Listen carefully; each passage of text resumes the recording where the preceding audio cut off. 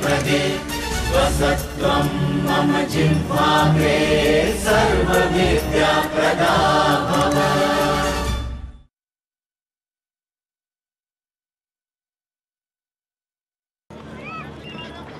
वापस से कनेक्ट करता हूं। शुरुआत से जैसे हम जिक्र कर रहे हैं कि बच्चे बहुत ही अद्भुत क्षमता के साथ दुनिया में आते हैं और वो अद्भुत क्षमता पूरी तरह से विकसित हो, इसके लिए पेरेंट्स बहुत प्रयास करते हैं और अपना सब कुछ दांव पे लगा देते हैं। पर ऐसी क्या हमसे चूक हो जाती है कि बच्चों की सारी प्रतिभा जो है वो निकल के सामने नहीं आ पाती। हमने अभी तक प्रॉब्लम्स के बारे में बात की, कुछ सॉल्यूशंस के बारे में बात की।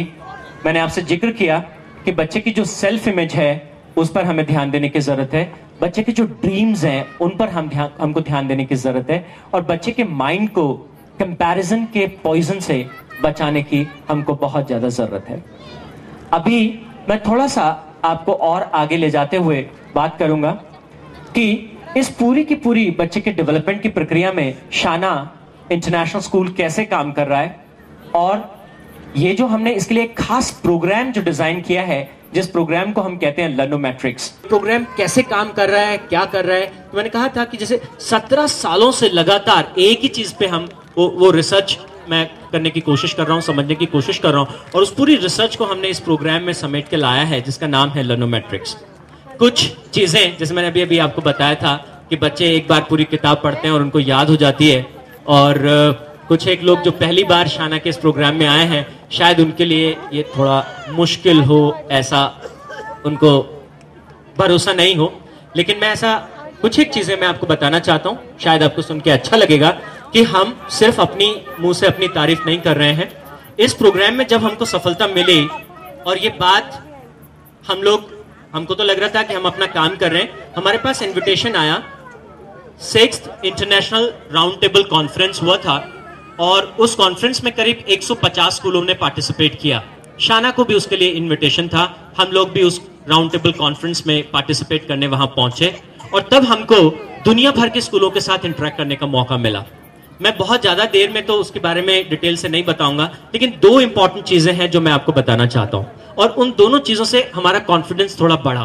कहते हैं ना, जब कोई बच्चा अच्छा काम करता है और कोई बड़ा उसे शाबाशी देता है तो और अच्छा काम करने की प्रेरणा जागती है। तो उस राउंड टेबल कॉन्फ्रेंस में 2 अच्छी बातें हुई। पहली बात, दुनिया भर के 150 स्कूलों में शाना केवल अकेला ऐसा स्कूल था जिसको AAA रेटिंग जो है वो दिया गया। तो ये अपने आप में हमारे लिए एक बहुत बड़ी, पेरेंट्स के लिए भी, बच्चों के लिए भी, स्टाफ के लिए भी ये एक बहुत बड़े गर्व की बात थी।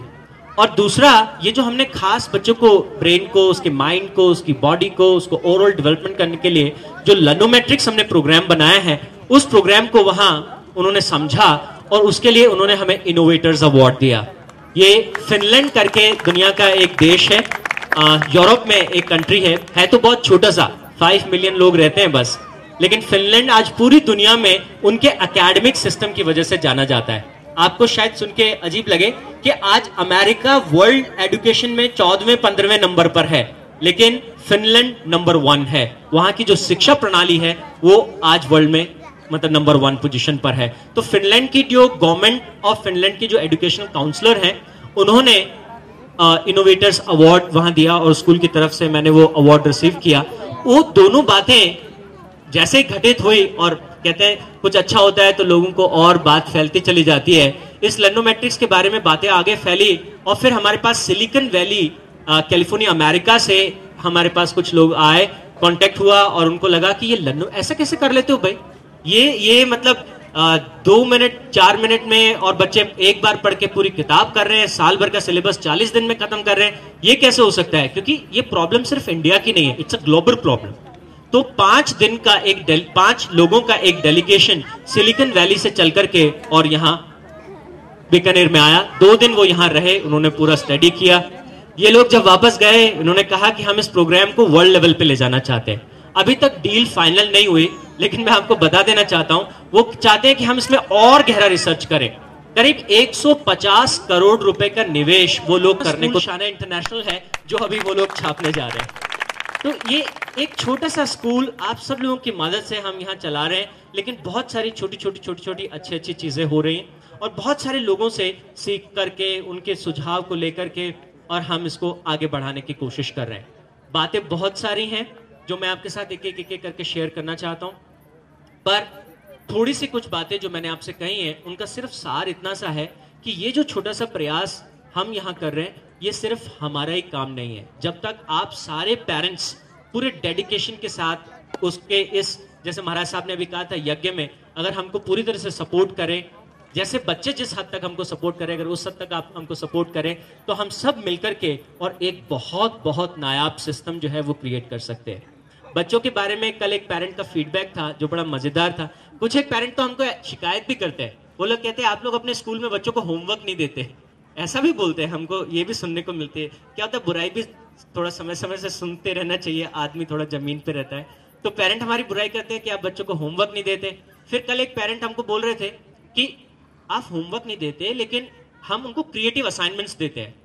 उन्होंने कहा कि आपने बच्चे को कुछ काम दिया हुआ था और वो बच्चा जो है वो रात को 11 बजे तक बैठ के काम कर रहा था। मैंने उसे कहा फिल्म देखने चलते हैं, मम्मी आज घर पर है नहीं। उसने मना कर दिया, नहीं पापा फिल्म छोड़ो, मुझे आज ये प्रोजेक्ट करना है, मेरे लिए ये ज्यादा इंपॉर्टेंट है। और कह रहे बच्चे उस काम में लगे हुए हैं। तो ये बच्चे खुद से पढ़ाई कर रहे हैं और ये कितना अच्छा कर पा रहे हैं, इसके लिए मैं कुछ बच्चों को भी स्टेज पे बुलाना चाहता हूँ और आप में से कुछ जो वीआईपीज आए हुए हैं उनको भी मैं यहाँ आमंत्रित करना चाहता हूँ। एक छोटा सा, जिसको कहते हैं ना हैंड ऑन एक्सपीरियंस, हमारे पेरेंट्स को तो फिर भी इसका आइडिया है, लेकिन कुछ जो और गेस्ट आए हुए हैं उनको और साथ ही साथ बच्चों को मैं चाहता हूं वो स्टेज पे आए, वो अपनी इस क्षमता का प्रदर्शन करें और अगर वो ठीक से कर पाते हैं तो बच्चों में एक और आत्मविश्वास पैदा होगा। तो बच्चों के इस आत्मविश्वास को बढ़ाने के लिए कुछ स्टूडेंट्स को मैं यहाँ स्टेज पे अभी कॉल कर रहा हूँ और देखते हैं कि सचमुच में वो कितना अच्छा परफॉर्म कर पा रहे हैं। तो मैं विकास जी को यहाँ बुलाना चाहता हूँ, उधर डॉक्टर चक्रवर्ती बैठे हैं, उनको भी बुलाना चाहता हूँ आपके साथ में। सर आप भी प्लीज आइए, आप भी आइए, प्लीज आइए, स्टेज पे आइए। और कुछ गणमान्य, हाँ प्रिंसिपल साहब आप भी आइए, प्लीज आइए। और मैं कुछ वॉलंटियर पेरेंट्स में से भी जो आना चाहते हैं, जो पहली बार शाना में आए हैं और शाना की बच्चों की इस प्रतिभा को महसूस करना चाहते हैं, हैंड ऑन फील करना चाहते हैं, उनको भी मैं आमंत्रित करता हूं। आप भी स्टेज पे आ सकते हैं और कुछ एक बच्चों को मैं स्टेज पे बुलाना चाहता हूं। ये बच्चों ने अपनी रीडिंग की क्षमताएं विकसित की हैं, मतलब पढ़ने की इनकी अपनी एक रफ्तार है और देखते हैं कि ये किसी भी चीज को, इनकी जो एकाग्रता की शक्ति जो बढ़ी है और इनकी जो पढ़ने की रफ्तार बढ़ी है वो कितनी बढ़ी है, कितना समय ये लगाते हैं, कैसे ये चीजें। जैसे साधारण स्कूलों में आपने देखा होगा बच्चे प्रश्न उत्तर याद करते रहते हैं और पूरे समय उनको रटते रहते हैं। तो मैं आपको यहाँ इन बच्चों के माध्यम से बताना चाहता हूँ कि अगर बच्चों का दिमाग ठीक से डेवलप हो तो रटने की बिल्कुल भी आवश्यकता नहीं। आइए वाहिद साहब आइए। बच्चे यहाँ मेरे सामने हैं और दो टीमें हमने बना दी हैं, एक पेरेंट्स की टीम और एजुकेटर्स की टीम और दूसरी तरफ बच्चे हैं। हाँ आप लोग तैयार हैं बेटा? आप पक्का? चलिए तो आप अपनी बुक सर लोगों को दीजिए और ये आपको टारगेट्स देंगे। सर आप इनको कोई सा भी पेज खोल के पढ़ने को दीजिए। अभी जो आपके सामने बच्चे हैं ये क्लास 6 से 7 से और 8th क्लास से हैं। कोई सा भी एक पेज इनको निकाल के दीजिए पढ़ने के लिए। देखते हैं कि ये कितनी देर में पूरा पेज पढ़ के और आपको सुना पाते हैं। कोई सा भी पेज दे दीजिए बेटा, आप इसे पढ़ो, देखो कितना समय आपको एक पेज को पढ़ने में लगता है और आप उसे कितने अच्छे से कर पाते हैं। भैया कुछ माइक्स और दे दीजिए।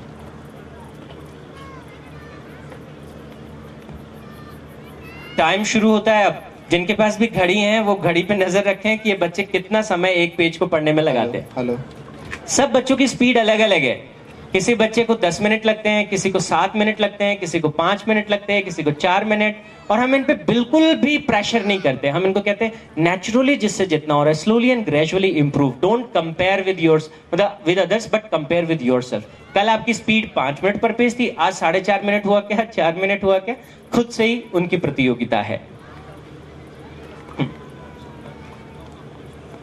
Himanshi done, Jinendra done. Okay कितने मिनट हुए अभी तक? कोई देख रहा है पेरेंट्स में से? 1 मिनट। 3 बच्चों ने 1 मिनट में बोला है। Sir, there is a page in this topic named Human Environment. It is telling about yet human environment is changing. It is modifying because human requirements are day by day going larger and larger. So humans are destroying environment. Then it is telling about early peoples are only dependent on human and natural environment because the time went and they started to learn how to grow crops, domesticate animals. Then the invention of wheel get a drastic change in the transportation.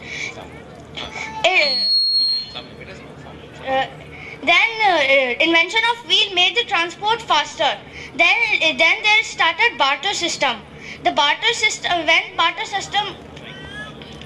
When barter system started, the industries and the production grew up. And then it is telling about the first page story that the Ravi and all the children's they forgot about their park and they are just connected to the what the teacher is telling and this all about. What a good pronunciation of this first child. Good, very, very good. Fantastic. So much better. I think so. This is covered 90 to 95%. That's good. Thank you. तो आप देखिए 90 से लेकर के 95% तक इस बच्चे ने 1-1.5 मिनट में उस पूरे पेज में क्या लिखा है खट से अपने दिमाग में इसने कैप्चर कर लिया। परम, आप बताओगे आपने क्या पढ़ा? Resources and non-conventional resources. So the first is China is the leading producer of the resources, then the sun and the heat resources. Sun is extremely hot and it can be used as a resource. So in India we use almost 90% sun's energy. And the next is advantages and disadvantages of these resources. Manchis is the concept, and I think he has got the concept. Whatever concept is there, he got it. Thank you.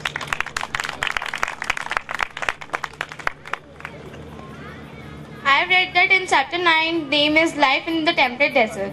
First is telling about that grassland is divided into two parts, that is temperate and tropical. Then it's telling that all the planting trees and all is depending on the climate, moisture of soil and all. And then it's telling the praria. The North America is also known as praria. It's telling that it's having 2 to 5 meters grasses grow up to 2 to 5 centimeters, and we see that it is sea of grass. The landscape is whole means covered by grass and grass. So if anybody go and means on a trip or anything, you feel that you are means swimming in a grass. Then it's telling in west it's having Rocky Mountains, and in east it's having great rivers. Then Canada, USA and all, it's just covering whole the landscape. Thank you. आपने बहुत अच्छा बोला और आपने पहले मेरे को बताया, उसमें तो आपने और बहुत सारी चीजें बता दी थी आपने मिसिसिपी और अपनी, और वास्तव बहुत अच्छा। In this I have read two topics, tropical deciduous forest, and it is told that it is it is that monsoon forest, and it shed its leaf in dry seasons to conserve more water. It is having hardwood trees like oak, shisham, neem, and etc. The common animals found there are elephant, tiger, langur, and there is special type of langur found, golden langur. Then the next topic I have learned is the tropical evergreen forest, and it is told that it is found in the mid-latitudinal regions of countries. It is found in Southeast USA, South China, Southeast Brazil, and it is having both hardwood and softwood trees. Thank you, beta. Thank you so much. Chakravarti sir, कैसा बताया इन्होंने? As always, it was wonderful. They just learn things in a flick of an eye, what we call. बहुत ही जल्दी से, जिसको पलक झपकते सीखना कहते हैं। और मैंने इसीलिए इसको दिया, इसने कहा कि मैं माइक पे नहीं बोलूंगा, तो मैंने कहा नहीं, तो जरूरी बोलना है। एंड जब दिया गया तो he performed well. Thank you, sir. As always do. Right. Thank you so much to all distinguished guests. Thank you so much. Please, sir.